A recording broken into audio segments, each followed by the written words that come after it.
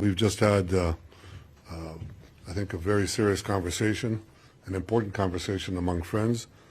You expressed your concerns for two things. One, protecting civilians, and second, provision of humanitarian aid. And I explained that these are our concerns as well, because we agree with both goals. In fact, the Army of Israel has done more to minimize civilian casualties than any other army in modern times, and certainly any other army faced with such dense urban warfare and an enemy that seeks to use civilians as human shields, as Hamas does, often at gunpoint. Secondly, we are doing unusual efforts to increase humanitarian aid by land, by sea, by air, and we'll continue to do more. The main problem that we see is the distribution of this aid once it gets into Gaza, and the fact that it is being looted by Hamas and by others. This is something that we have to have a joint effort to try to prevent. In these dark hours, my country stands by the people of Israel. From day one, our message has been clear. Israel has the right to defend itself against the terror of Hamas, and all hostages must be released. This cruel crime must end now. By fighting Hamas terrorists, Israel is pursuing a legitimate goal. Never again an October 7.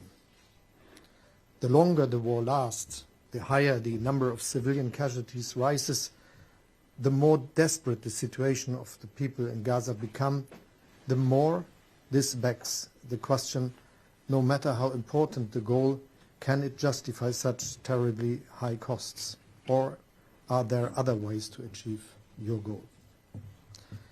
Take the ground offensive in Rafah.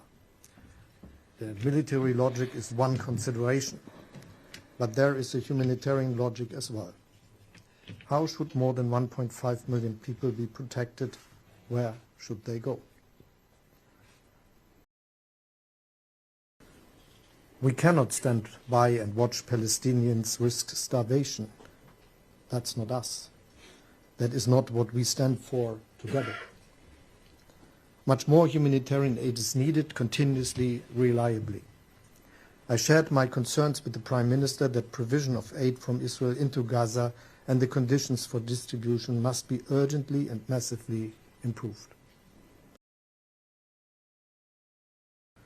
What also remains important from my view, Hezbollah must withdraw from the border area north of Israel.